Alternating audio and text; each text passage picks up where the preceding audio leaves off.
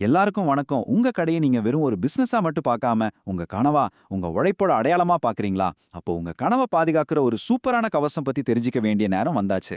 கடை உரிமையாளர் காப்பீடு, அதாவது ஷாப்கீப்பர்ஸ் இன்சூரன்ஸ் பத்தி ரொம்ப சிம்பிளா புரியுற மாதிரி இன்னைக்கு பார்க்க போறோம். வாங்க ஆரம்பிக்கலாம். ஒரு நிமிஷம் கண்ண மூடி யோசிச்சு பாருங்களேன்.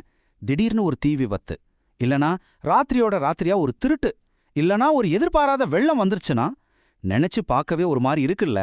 ஆனா இது வெறும் கற்பனை இல்ல, நம்மள சுத்தி எப்ப வேணா நடக்கக்கூடிய நிஜமான ஆபத்துக்கள். ஒவ்வொரு நாளும் நீங்க சிந்தின வியர்வை, உங்க சேமிப்பையெல்லாம் ஒண்ணா சேர்த்து செஞ்ச முதலீடு, இதெல்லாம் எவ்ளோ மதிப்பு வாய்ந்ததுன்னு எனக்கு நல்லாவே புரியுது. இவ்ளோ கஷ்டப்பட்டு உருவாக்குன உழைப்புக்கும் கனவுக்கும் ஒரு சரியான பாதுகாப்பு வேணும் இல்லையா? கண்டிப்பா வேணும். சரி, இந்த விளக்கத்துல நாம என்னெல்லாம் பார்க்க போறோம்னு ஒரு சின்ன ஓவர்வியூ பார்த்திடலாம். முதல்ல, இந்த இன்சூரன்ஸ் எதுக்கு இவ்ளோ முக்கியம்? அடுத்து, ஷாப்கீப்பர்ஸ் இன்சூரன்ஸ்னா அப்படின்னா என்ன? இது யாருக்கெல்லாம் செட் ஆகும்? இதுல எதுக்கெல்லாம் கவர் கிடைக்கும், எதுக்கெல்லாம் கிடைக்காது? ஒருவேளை தேவைப்பட்டா கிளைம் பண்றது எப்படின்னு பார்ப்போம். கடைசியா, இது எப்படி உங்க உழைப்போட உண்மையான பாதுகாப்பா இருக்குதுன்னு தெரிஞ்சுக்கலாம். நம்மளோட முதல் கேள்விக்கே வந்துடலாம். நிறைய பேரு இன்சூரன்ஸ ஒரு தேவையில்லாத செலவுன்னு நினைக்கிறாங்க. ஆனா அது உண்மையே இல்ல. ஒரு கடைக்கு இன்சூரன்ஸ் ஏன் ரொம்ப ரொம்ப அவசியம்? இந்த அடிப்படையை மட்டும் நாம சரியா புரிஞ்சுக்கிட்டோம்னா மத்த எல்லாமே ஈஸியா விளங்கிடும். முதல்ல ஒரு விஷயத்தை தெளிவா புரிஞ்சுக்கணும். இன்சூரன்ஸுங்கிறது ஒரு செலவே கிடையாது. அது உங்க பிசினஸோட எதிர்காலத்துக்கான ஒரு முதலீடு. தீ, வெள்ளம் மாதிரி இயற்கை சீற்றங்கள், திருட்டு மாதிரி விஷயங்கள்ல இருந்து உங்களோட பணத்தை இது பாதுகாக்குது. உங்க கடை பில்டிங், உள்ள நீங்க கஷ்டப்பட்டு வாங்கி வச்சிருக்கிற ஸ்டாக்னு எல்லாத்துக்கும் இதுதான் பாதுகாப்பு. இங்க ஒரு முக்கியமான விஷயம் என்னன்னா, ஏதாவது ஒரு விபத்துக்கு பிறகு கடையை மறுபடியும் திறக்கிற வரைக்கும் வருமானம் இருக்காது.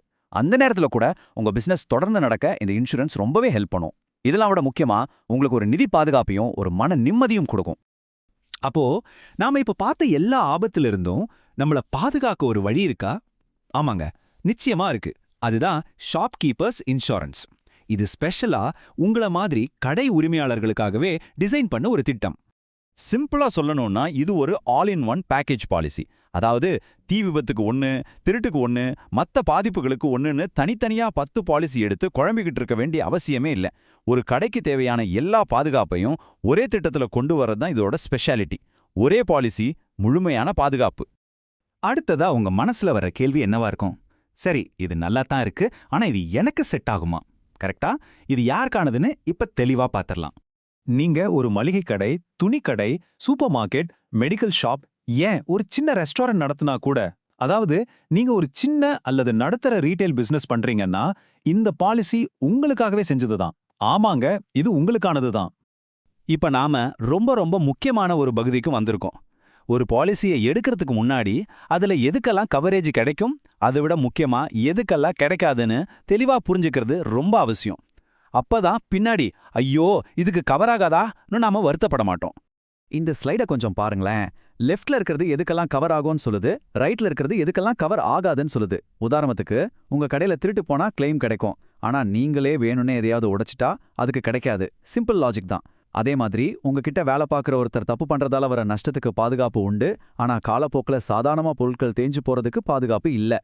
அதனால ஒரு பாலிசி எடுக்கும்போது இந்த காப்பீட்டில் இல்லாதவை பகுதியை ஒரு தடவைக்கு 2 தடவையா கவனமா பார்த்துடுங்க. கடவுள் புண்ணியத்துல அப்படி எதுவும் நடக்கக்கூடாது. ஆனா ஒருவேளை ஏதாவது ஒரு துரதிர்ஷ்டவசமான சம்பவம் நடந்துட்டா அந்த டென்ஷன்ல கிளைம் பண்றதுங்கிறது ஒரு பெரிய தலைவலியா தோணும். ஆனா அதோட ஸ்டெப்ஸை நம்ம முன்னாடியே தெரிஞ்சு வச்சுக்கிட்டா அந்த நேரத்தை பதட்டம் இல்லாம ஹேண்டில் பண்ணலாம். கிளைம் பண்றதுக்கு மொத்தமே 5 சிம்பிள் ஸ்டெப்ஸ் தான். இதுல முதல் ஸ்டெப் தான் ரொம்ப ரொம்ப முக்கியம். சம்பவம் நடந்ததும் 1 செகண்ட் கூட லேட் பண்ணாம உங்க இன்சூரன்ஸ் கம்பெனிக்கு ஃபோன் பண்ணி சொல்லிடணும். திருட்டு மாதிரி விஷயமா இருந்தா போலீஸ் ரிப்போர்ட் கண்டிப்பா வேணும். அதுக்கப்புறம் கிளைம் ஃபார்மை ஃபில் பண்ணி தேவையான டாக்குமெண்ட்ஸோட சப்மிட் பண்ணணும். கடைசியா நஷ்டத்தை கணக்கிட வர சர்வேயருக்கு முழு ஒத்துழைப்பு கொடுக்கணும். இந்த ஆர்டரை சரியா ஃபாலோ பண்ணாலே போதும், கிளைம் பண்றது ரொம்ப ஈஸி.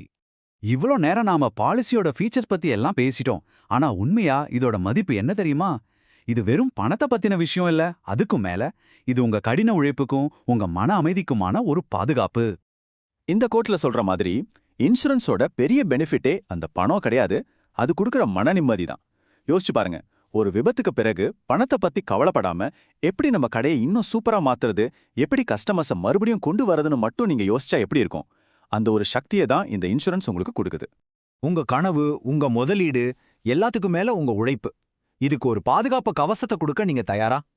இந்த கேள்விக்கான பதில் உங்க பிசினஸோட எதிர்காலத்தையே தீர்மானிக்கும். சரியான பாதுகாப்போட உங்க பயணத்தை தொடருங்க.